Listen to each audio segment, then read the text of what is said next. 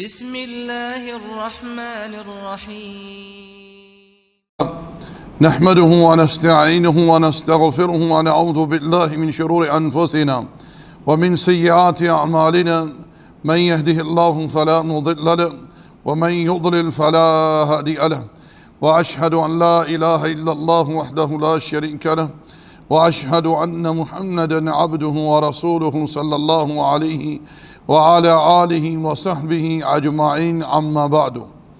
برادران اسلام، آج اس نشست میں اللہ جل وعلا کی توفیق سے ہمارے درس کا عنوان ہے قصہ ہدہد۔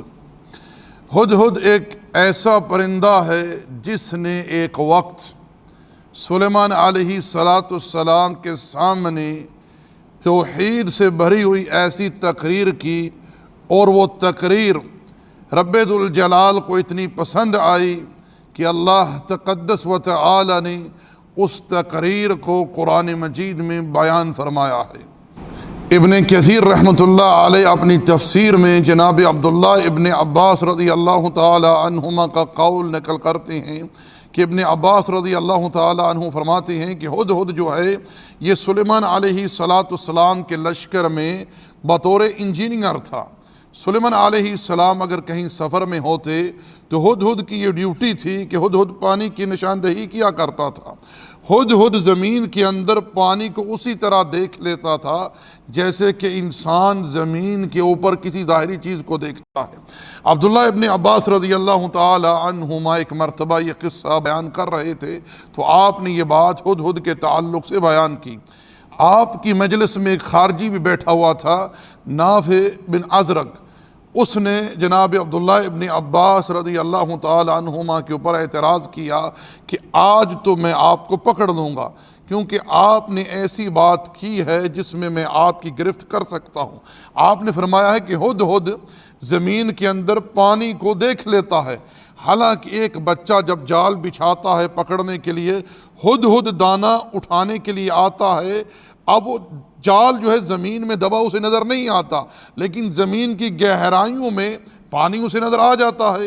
ابن عباس رضی اللہ تعالی عنہما نے فرمایا کہ تیری یہ جو بات ہے کسی جواب کے قابل نہیں ہے۔ اگر مجھے اس بات کا خدشہ نہ ہو کہ تو جہاں بیٹھے وہاں جا کر یہ کہے کہ میں نے مجلس میں ابن عباس سے سوال کیا اور وہ میرے سوال کا جواب نہیں دے سکے، تو ابن عباس رضی اللہ تعالی عنہما نے فرمایا یاد رکھ کہ جب تقدیر غالب آ جاتی ہے تو آنکھ بند ہو جاتی ہے، آنکھ اندھی ہو جاتی ہے، وہاں ساری تدابیر ساری حکمتیں کام چھوڑ جاتی ہیں۔ اللہ جل وعلا نے ارشاد فرمایا وَتَفَقَّدَ الطَّيْرَ فَقَالَ مَا لِيَ لَا أَرَى الْهُدْهُدَ أَمْ كَانَ مِنَ الْغَائِبِينَ۔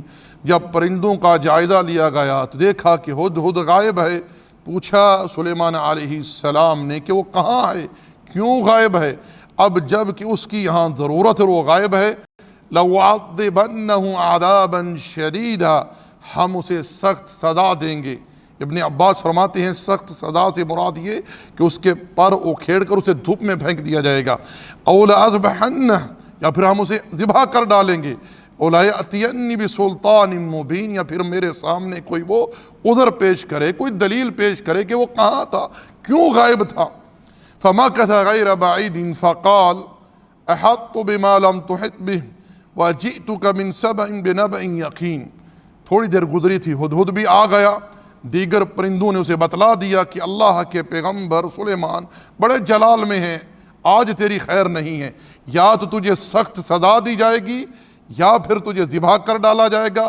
تیسرا آپشن یہ ہے کہ تو کوئی معقول عذر پیش کر کہ تو کہاں تھا، کوئی دلیل پیش کر اپنے غائب رہنے کی۔ چنانچہ اس نے اللہ کے پیغمبر سے خطاب کرتے ہوئے کہا کہ ایسی بات کی خبر لے کر آ رہا ہوں سلیمان علیہ السلام جس کا آپ کو علم نہیں ہے۔ میں آپ کے پاس مملکت سبا کی ایک سچی یقینی خبر لے کر آ رہا ہوں۔ اب آگے اس کی تقریر سنیے، اللہ اکبر۔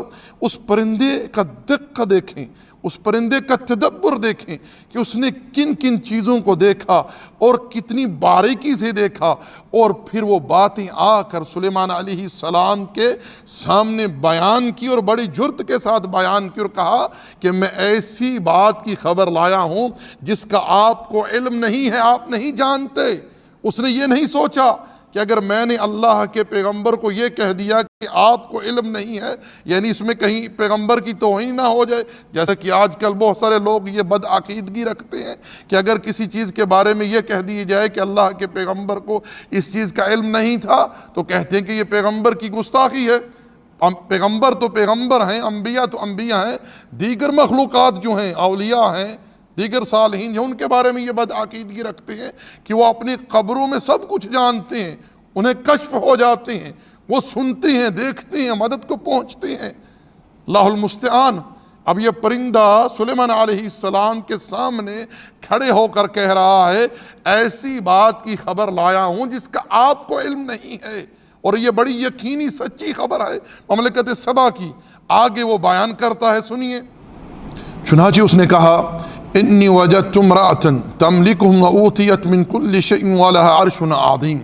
بلا شبہ اس قوم نے اپنے معاملات ایک چٹیا والی کو سونپ رکھے ہیں، ایک عورت ان پر حکمرانی کر رہی ہے۔ اس بات پر پرندے کو تعجب ہوا، حیرت ہوئی، وہ حیران رہ گیا کہ مردوں کی موجودگی میں ایک عورت جو بہت سارے معاملات میں ناقص ہے، مردوں پر حکومت کر رہی ہے، اور اس کا بہت بڑا تخت ہے۔ صحیح بخاری میں ہے کہ نبی علیہ السلام کو جب یہ بات پہنچی کہ اہل فارس نے ایک عورت کو اپنا حکمران چن لیا ہے، تو آپ علیہ السلام نے ارشاد فرمایا کہ ایسی قوم کیسے کامیاب ہو سکتی ہے جو ایک عورت کو اپنے معاملات سونپ دے۔ اللہ المستعان۔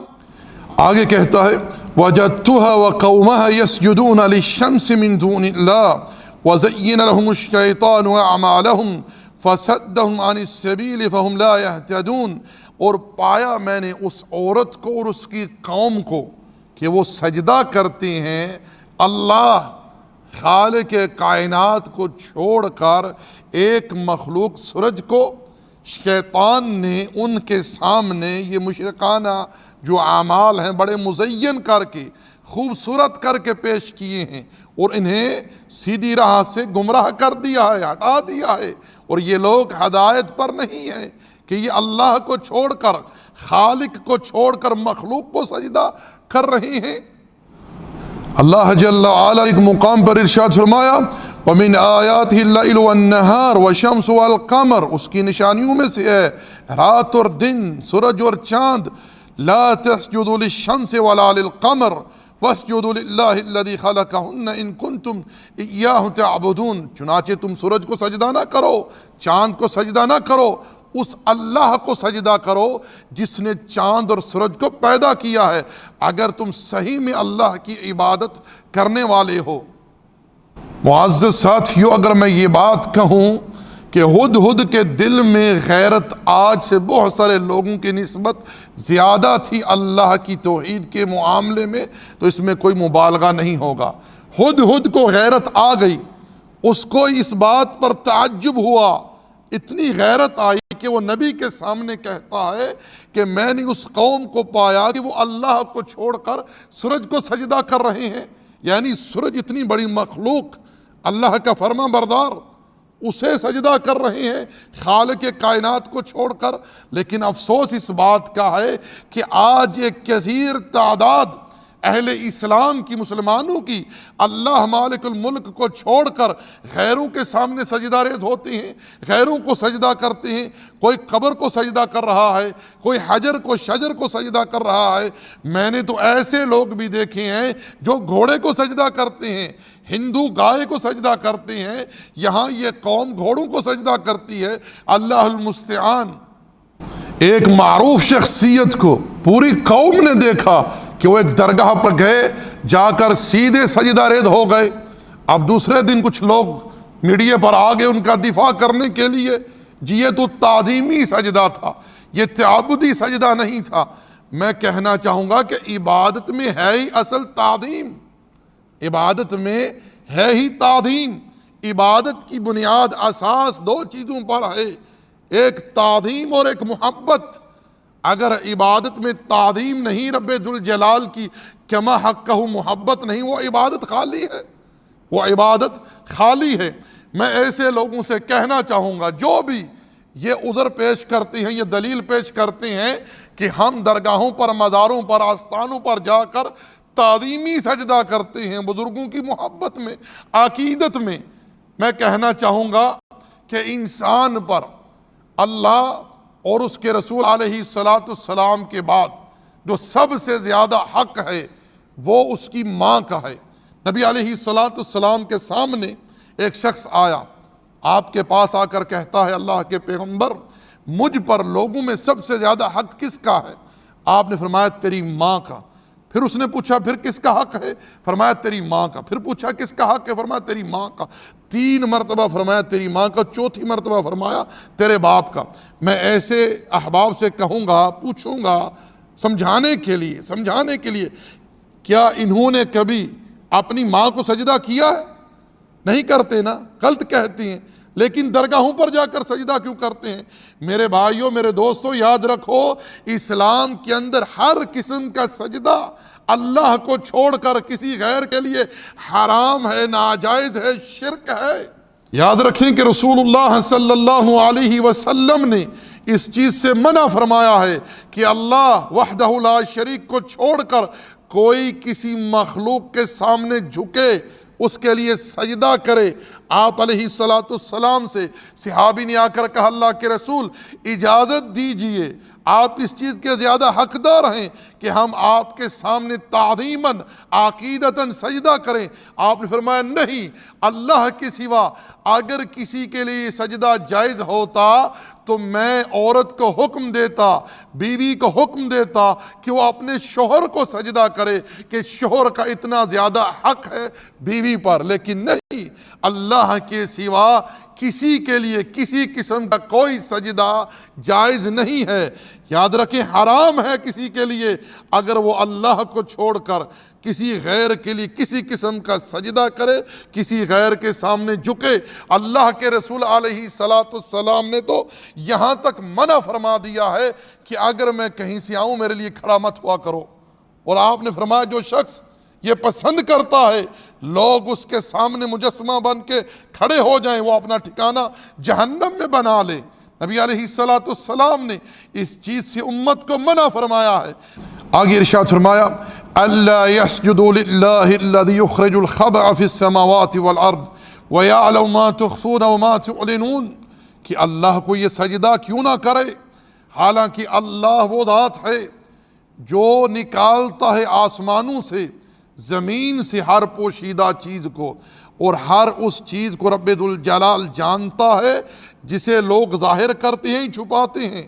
ہر چیز اس کے علم میں ہے، وہ ہر چیز کے جاننے والا ہے، کوئی شے اس سے مخفی نہیں، نہ آسمانوں میں نہ زمین میں۔ کوئی پتا گرتا ہے، کب گرتا ہے اللہ اسے جانتا ہے، زمین کے کتنے ذرے ہیں اللہ جانتا ہے، پانی کے کتنے قطرے ہیں اللہ جانتا ہے، عورت کے رحم میں کیا ہے اللہ جانتا ہے۔ اللہ سے کوئی شے مخفی نہیں ہے۔ انہ علیم بذات الصدور، رب کی شان تو یہ ہے جل وعلا کی کہ وہ سینوں کے اندر جو خیالات ہیں، جو سوچے ہیں، جو سوچنی ہے لوگوں نے، جو سوچ چکے ہیں، جو کتنا سوچیں گے، کب سوچیں گے، کیسے سوچیں گے، ان سب کو رب ذوالجلال جانتا ہے۔ اللہ سے نہ کوئی آسمان میں مخفی ہے، نہ کوئی زمین میں، نہ کوئی زمین کے اوپر، نہ کوئی زمین کے اندر، نہ کوئی سمندروں میں، نہ کوئی پہاڑوں میں، کوئی چیز اللہ سے مخفی نہیں ہے۔ میرا رب وہ ہے، کالی رات ہو، سیاہ چٹان ہو، سیاہ چونٹی ہو، اس چٹان کے نیچے وہ چلتی ہے، اس کی چال کو بھی، اس کے ہلنے کو بھی، اس کے دیکھنے کو بھی، اس کے بولنے کو بھی، اس کے سوچنے کو بھی میرا رب تقدس و تعالی عرش عظیم پر مستوی ہو کر دیکھتا ہے، جانتا ہے، سنتا ہے، اسے وہاں رزق پہنچاتا ہے۔ اب ہدہد کا اسلوب دیکھیے، ہدہد نے پہلے اللہ جل وعلا کی شان، اس کی عظمت، اس کی ربوبیت کو بیان کیا، پھر وہ بتلا رہا ہے اللہ جل وعلا کون ہے۔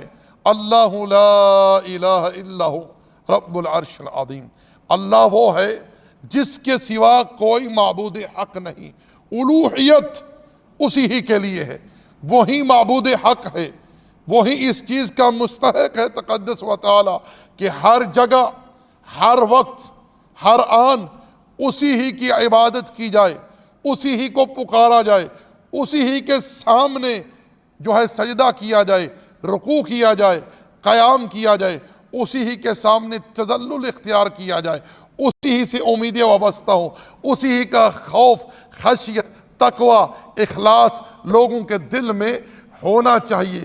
کیوں کہ وہی اس کائنات کا معبود ہے اور محمود ہے، معبود ہے جس کی عبادت کی جائے، اور محمود ہے جل وعلا آسمانوں میں، زمین میں، جس کی ہر وقت، ہر جگہ، ہر زبان میں تعریف کی جائے، وہی ہر قسم کی تعریف کے مستحق ہے تقدس و تعالی۔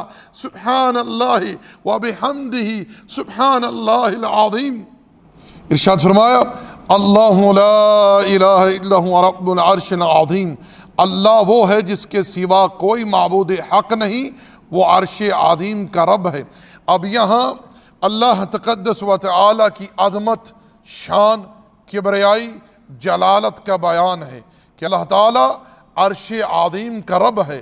عرش اللہ تعالیٰ کی مخلوقات میں سب سے بڑی عظیم مخلوق ہے، جس پر میرا رب تقدس و تعالی مستوی ہے، جیسی اس کی عظمت، شان، کبریائی کے لائق ہے۔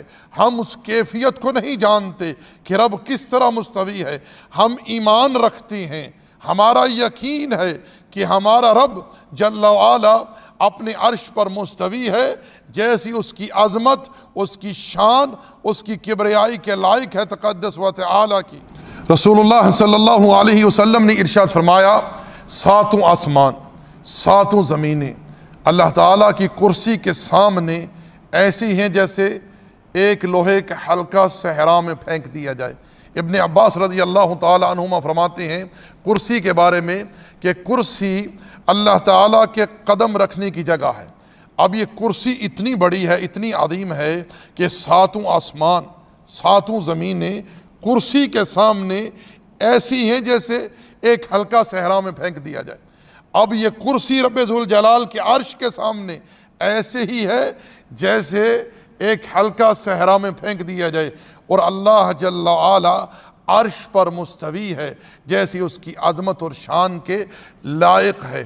یاد رکھیں اللہ جل وعلا عرش پر مستوی ہونے کے لیے عرش کا محتاج نہیں ہے۔ کچھ لوگ کہتے ہیں کہ اللہ تعالیٰ عرش پر کیسے بیٹھتا ہے، عرش بڑا ہے یا نعوذ باللہ اللہ بڑا ہے، کون بڑا ہے؟ معاذ اللہ۔ یاد رکھیں آسمان دنیا زمین سے کتنا بڑا ہے، لیکن آسمان اوپر ہے، زمین نیچے ہے۔ آسمان اوپر ہو کر قائم رہنے کے لیے زمین کا محتاج نہیں ہے۔ وَلِلَّهِ الْمَثَلُ الْأَعْلَى، اللہ تعالیٰ کی مثال بہت بلند ہے جل وعلا۔ لَيْسَ كَمِثْلِهِ شَيْءٌ وَهُوَ السَّمِيعُ الْبَصِيرُ، اللہ تعالیٰ کی مثل کوئی چیز نہیں اور وہ سننے والا اور جاننے والا ہے تقدس و تعالی۔ وہ اپنے عرش پر مستوی ہے، کسی کا محتاج نہیں۔ اس نے اپنی قدرت سے عرش کو اور حاملین عرش کو سب کو اٹھا رکھا ہے۔ ہر مخلوق، ہر جگہ، ملائکہ ہوں، جنات ہوں، آسمان ہو، زمین ہو، سمندر ہو، چرند ہو، پرند ہوں، درخت ہوں، ہر مخلوق کے ہر جگہ قائم رہنے کے لیے، چلنے کے لیے، سانس لینے کے لیے، ہر معاملے میں رب ذوالجلال کی محتاج ہے۔ میرا رب تقدس و تعالی کسی معاملے میں کسی کا محتاج نہیں ہے۔ اللہ جل وعلا نے قرآن مجید میں ارشاد فرمایا، یا ایھا الناس انتم الفقراء الی اللہ واللہ هو الغنی الحمید، اے لوگو تم سب، تمہارے ملائکہ، جنات، انسان، چرند پرند، ہر کوئی ہر جگہ اللہ کا محتاج ہے۔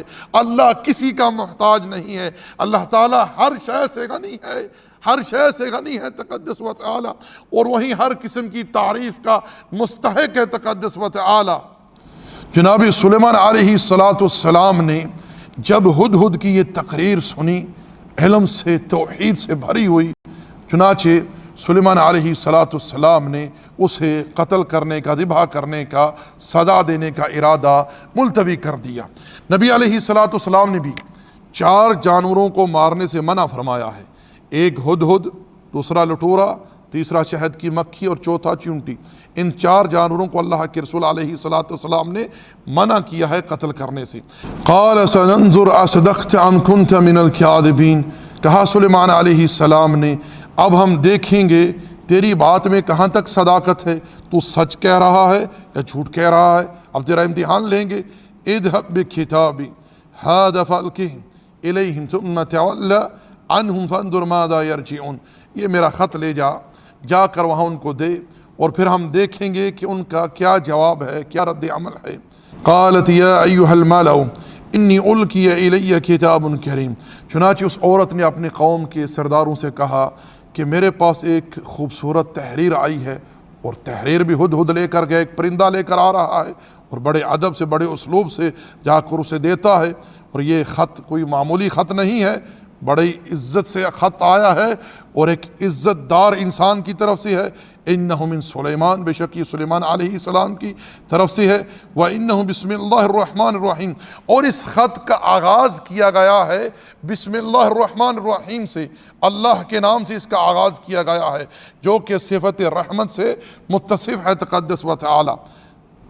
آگے ارشاد فرمایا اللہ تعلوا علی واتونی مسلمین، سلیمان علیہ السلام نے انہیں لکھا کہ تم فرما بردار ہو کر میرے پاس آ جاؤ۔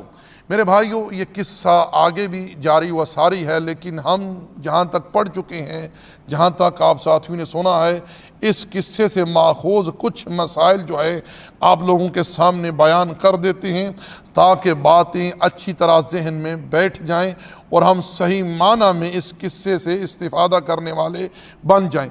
پہلا مسئلہ جو اس قصے سے ہم نے اخذ کیا وہ یہ کہ اللہ سبحانہ و تعالی جو داعی اپنی دعوت میں سچا اور مخلص ہے، اس کی دعوت کو محفوظ کر لیتا ہے جل وعلا۔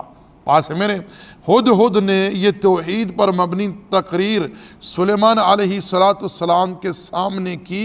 رب ذوالجلال کو یہ تقریر اتنی پسند آئی کہ اللہ تعالیٰ نے اس تقریر کو قرآن مجید میں اتار دیا۔ اب لوگ تلاوت کی شکل میں عبادت کے طور پر اس تقریر کو پڑھتے ہیں جو رب ذوالجلال کو پسند آئی۔ دوسری بات یہ ہے کہ کسی بھی شخص پر حکم لگانے سے پہلے، اس کے لیے سزا تجویز کرنے سے پہلے تحقیق کر لیں، اس سے عذر طلب کر لیا جائے کہ تیرے پاس کوئی اپنی صفائی میں، اپنے حق میں کوئی عذر ہے تو ہے پیش کر، جیسا کہ سلیمان علیہ السلام نے کہا کہ ہم اسے سخت سزا دیں گے یا اسے ذبح کر ڈالیں گے، یا وہ اپنے حق میں، اپنی فیور میں کوئی دلیل پیش کرے، کوئی عذر پیش کرے کہ وہ کیوں غائب رہا۔ بات سمجھے، یہ ایک بنیادی قاعدہ ہے۔ تیسری بات اس تعلق سے کہ علم غیب صفت ہے صرف اللہ جل وعلا کی، یہ اللہ کا خاصہ ہے، ماں سوا اللہ کے کوئی غیب نہیں جانتا۔ اللہ تعالیٰ نے یہ بات قرآن مجید میں اپنے نبی کی زبان سے کہلوائی، قُلْ لَا يَعْلَمُ مَنْ فِي السَّمَاوَاتِ وَالْأَرْضِ الْغَيْبَ إِلَّا اللَّهُ وَمَا يَشْعُرُونَ أَيَّانَ يُبْعَثُونَ۔ میرے نبی آپ اس بات کا اعلان کر دیجئے، نہ کوئی آسمانوں میں نہ کوئی زمین میں، ماں سوا اللہ کے کوئی غیب نہیں جانتا۔ امام ابو حنیفہ رحمۃ اللہ علیہ اس آیت کی تفسیر میں فرماتے ہیں کہ جو بندہ یہ کہے کہ ماں سوا اللہ کے کوئی اور غیب جانتا ہے، وہ اس آیت کی روشنی میں کافر ہو جاتا ہے، کیونکہ اس نے اللہ کی بات کی تکذیب کی ہے۔ رب ذوالجلال فرما رہا ہے کہ اللہ کے سوا نہ آسمانوں میں نہ زمین میں کوئی غیب نہیں جانتا، کوئی غیب نہیں جانتا۔ نبی علیہ السلام کے بارے میں خود رب ذوالجلال ارشاد فرماتا ہے وَمَا يَنْطِقُ عَنِ الْهَوَىٰ إِنْ هُوَ إِلَّا وَحْيٌ يُوحَىٰ۔ ہمارے رسول جس بات کی بھی تمہیں اے امت، اے لوگو خبر دیتی ہیں، ہم اس کو وحی کے ذریعے اپنے نبی کو بتلاتی ہیں۔ نبی کا بولنا ہماری طرف سے وحی ہے۔ ذَلِكَ مِنْ أَنْبَاءِ الْغَيْبِ نُوحِيهِ إِلَيْكَ، یہ غیب کی خبریں ہیں جو ہم آپ کو بذریعے وحی بتلا رہے ہیں۔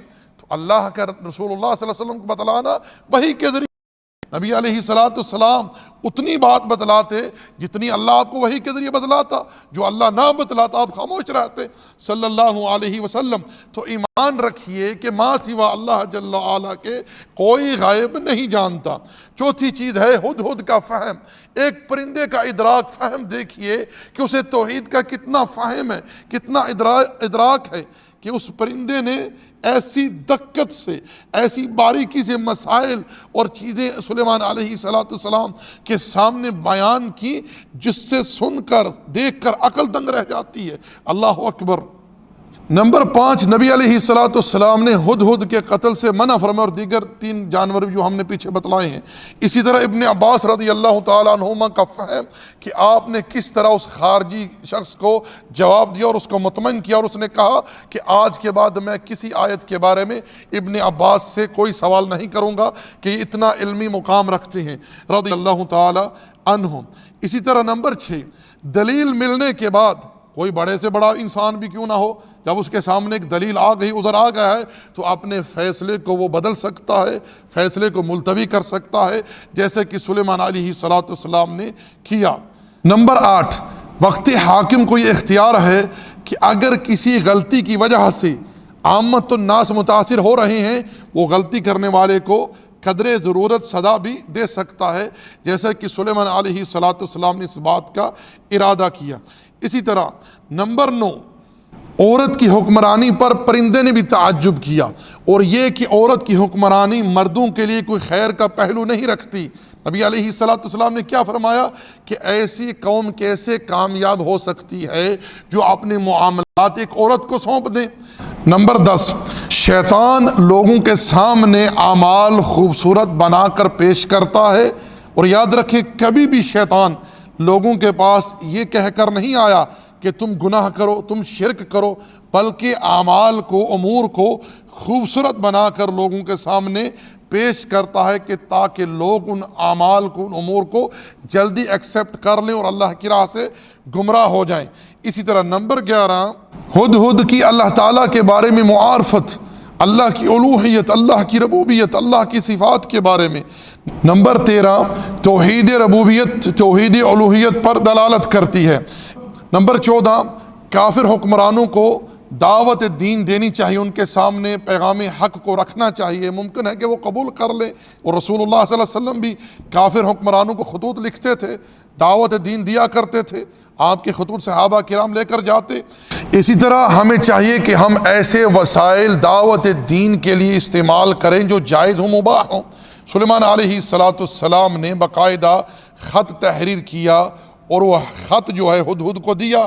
ہدہد اس عورت کے پاس جس کا نام بلقیس بنت شراحیل تھا، جیسے کہ حسن بصری کے تعلق سے ابن کثیر رحمۃ اللہ علیہ نے ذکر کیا ہے کہ اس کا نام بلقیس بنت شراحیل تھا، اس کے پاس وہ ہدہد خط لے کر گیا، اور وہ آئی سلیمان علیہ السلام کے پاس اور اسلام لائی۔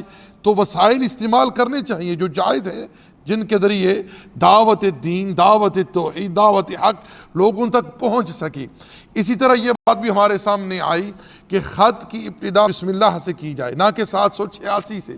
دیکھیے سلیمان علیہ السلام نے اس وقت ایک کافرہ حکمران تھی، اور اس کی قوم بھی کافر تھی، ان کو خط لکھا بسم اللہ سے۔ یہ نہیں کہا کہ میں کوئی عدد لکھ دیتا ہوں، یہ حرام ہے، ناجائز ہے، بسم اللہ لکھی جائے، جیسے کہ نبی علیہ السلام کا اسوہ تھا، اور قرآن بھی اس بات کو بیان کر رہا ہے کہ ہمیشہ تحریر کا خط کی ابتدا بسم اللہ الرحمن الرحیم سے کی جائے، اور یہ ادب ہے، یہ اسلوب ہے خط لکھنے کا۔ جی تو پیارے بھائیو، اسی پر اکتفا کرتے ہیں۔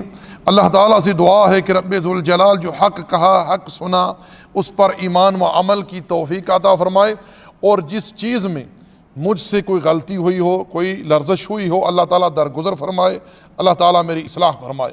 وما علینا الا البلاغ، وصلی اللہ علی نبینا محمد وعلی آلہ وصحبہ اجمعین۔ جزاکم اللہ خیر۔ السلام علیکم ورحمۃ اللہ وبرکاتہ۔